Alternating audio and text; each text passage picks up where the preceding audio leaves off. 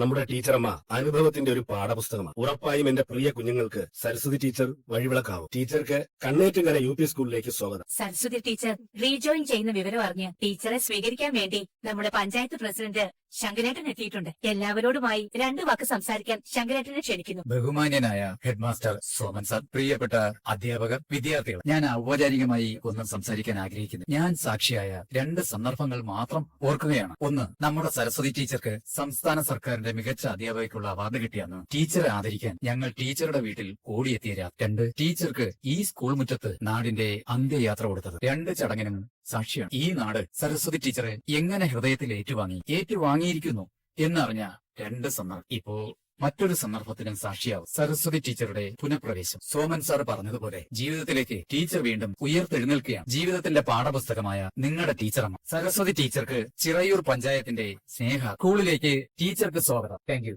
Saraswati teacher കുട്ടികളുടെ അമ്മയാണ്. ആ സ്നേഹത്തെ സ്വാഗതം ചെയ്യാൻ കുട്ടികളുടെ പ്രതിനിധി കൂടി എത്തുമ്പോഴാണ് അത് പൂർണ്ണമാകുന്നത്. സ്കൂൾ ലീഡർ നിവേദിതയെ സ്വാഗതം ചെയ്യുന്നു. ബഹുമാന്യരായ ഗുരുജനങ്ങളെ, പ്രിയ കൂട്ടുകാരെ, ഉള്ളിലെ ഇരുട്ടുമാറ്റി പ്രകാശം നിറയ്ക്കുന്ന ആളാണ് ഗുരു എന്ന് എനിക്ക് എന്റെ അമ്മ പറഞ്ഞു തന്നിട്ടുണ്ട്. ആ പ്രകാശത്തിന്റെ, സ്നേഹത്തിന്റെ തേൻ നിറയ്ക്കുന്ന ആളാണ് നമ്മുടെ ടീച്ചറമ്മ. മധുരമുള്ള ആ വെളിച്ചത്തെ കണ്ണേറ്റുങ്കര സ്കൂളിലെ കുട്ടികൾക്ക് വേണ്ടി ഞാൻ സ്വാഗതം ചെയ്യുന്നു. ശരി ടീച്ചർ. ഈ സ്നേഹത്തിന് മറുപടി പറയാൻ ഞാൻ നിങ്ങളുടെ ടീച്ചറമ്മയെ ക്ഷണിക്കുന്നു. സ്നേഹത്തിന് മറുപടി പറയാനില്ല. സ്നേഹത്തിന് സ്നേഹമാണ് മറുപടി. എന്റെ ജീവനാണ് ഈ പള്ളിക്കൂടം. എന്റെ പ്രാണനാണ് നിങ്ങളുടെ മക്കള്. നിങ്ങളോടൊപ്പം അല്ലാത്ത ഒരു ഇരുണ്ട കാലം കഴിഞ്ഞുള്ള വരവാണിത്. പഴയതിലും കൂടുതൽ നിങ്ങളുടെ സ്നേഹം എനിക്ക് മനസ്സിലാവും. അതിന്റെ ഊർജവും ആവേശവും ഉള്ളിലുണ്ട്. നന്ദിയും മറുപടിയും പറഞ്ഞു പോകുന്നില്ല ഞാൻ. സ്നേഹമായി നിങ്ങളോടൊപ്പം ഉണ്ട് മക്കളെ. എങ്കിൽ ശരി, ഞാനൊന്ന് ഇറങ്ങിക്കോട്ടെ സാർ. ആയിക്കോട്ടെ ശങ്കരൻ. ശങ്കരേട്ടൻ വന്നല്ലോ, സന്തോഷം. ശരി. ടീച്ചർ ഇരിക്കും. മേരി ടീച്ചർ ഇരിക്കേ. സാർ അറിഞ്ഞോ, ഇന്നിപ്പോ രാവിലെയും സരസ്വതി ഒരു യുദ്ധം കഴിഞ്ഞാ വരുന്നത്. അറിഞ്ഞില്ല. എന്തു പറ്റി? മോഹൻ സരസ്വതിയുടെ റീജോയിനിങ് തടസ്സപ്പെടുത്താൻ ഇറങ്ങി തിരിച്ചു. ചെറുതല്ലാത്ത അഭ്യാസമായിരുന്നു അവിടെ. പിന്നെ വിശദമായിട്ട് പറയാൻ സാർ. ഇപ്പൊ എന്തായാലും അവിടെ ജോയിനിങ് നടക്കട്ടെ.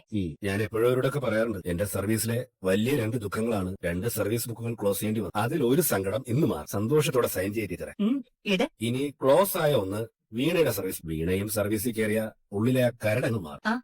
സാർ, വീണ ഇപ്പൊ ടെസ്റ്റിന് വേണ്ടി വർക്ക് ചെയ്യുന്നുണ്ട്. ആഹാ, ആണല്ലേ? പിന്നെ ടീച്ചർ ശ്രദ്ധിച്ചില്ലേ സ്കൂളിൽ വന്ന മാറ്റം? അവിടെ 2 പുതിയ ബിൽഡിംഗ് കൂടി വന്നു. നല്ല ക്ലാസ് റൂംസാ. ഞാൻ ശ്രദ്ധിച്ചു. നല്ല മാറ്റോ സാർ. പിന്നെ ഹരീന്ദ്ര ഇവിടെ മാത്രമല്ല, ഹൈസ്കൂളിലെയും ഹയർ സെക്കൻഡറി സ്കൂളിലെയും കൂടി PTA പ്രസിഡന്റാ. ഓ, ആണോ? 3 പിള്ളേരും ഉണ്ട്. പിന്നെ നമ്മുടെ പ്രേംജി സാറ് ഫിസിക്കൽ എഡ്യൂക്കേഷന് വന്ന ശേഷം പിള്ളേരൊക്കെ ശരിക്കും ഡിസിപ്ലിൻഡ് ആയി നന്നായിട്ട് ചിട്ട പിടി. Thank you sir. Saraswathi teacher 5Bയിൽ ക്ലാസ് എടുക്കും. ശരി സാർ. എന്നാ നടക്കട്ടെ ടീച്ചറെ. All the best. Thank you sir. ഏട്ടാ. എന്റെ കൊച്ചേ, ഞാനിവിടെ നടന്ന് കാണുകയായിരുന്നു. എന്തോരം പുതിയ കെട്ടിടങ്ങളാ. അതേട്ടാ. സ്മാർട്ട് ക്ലാസും റൂമും ഫാനും ഇത്രയും നോക്കത്തെ സാർമാർക്ക് ഇരിക്കാനുള്ള പ്ലാറ്റ്ഫോമും. എന്താല്ലേ നമ്മളൊക്കെ ആടുന്ന വെഞ്ചിലിരുന്ന് പഠിച്ചതാ. ഞാനിപ്പോ ഓർത്ത് ഇപ്പൊ ഇവിടെ എന്നാ സൗകര്യങ്ങളാ പിള്ളേര് പഠിച്ചാ മാത്രം.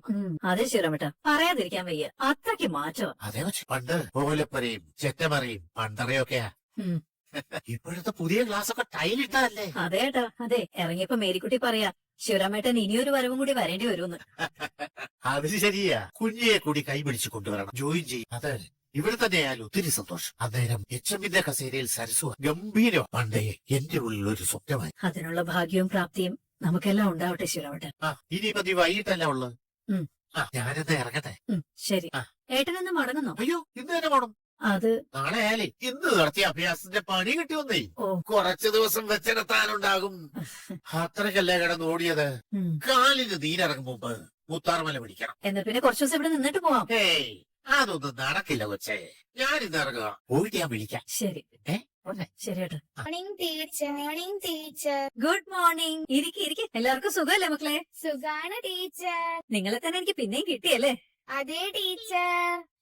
വീണ്ടും ഞാനായാല് നിങ്ങൾക്ക് മുഷിയോ? ഒട്ടും മുഷിയില്ല ടീച്ചർ. ആഹാ. ടീച്ചറിന്റെ ക്ലാസ് ഞങ്ങൾക്ക് ഒത്തിരി ഇഷ്ടാ. ആ, കളിച്ചും ചിരിച്ചും എന്ത് രസാ. ആണോ? ടീച്ചർ പുഷ്പവാടി പഠിപ്പിച്ചതൊക്കെ എന്ത് രസായിരുന്നു. ആഹാ, നിങ്ങൾക്ക് അതൊക്കെ ഓർമ്മയുണ്ടോ? എല്ലാം ഓർമ്മയുണ്ട് ടീച്ചർ. ആണോ?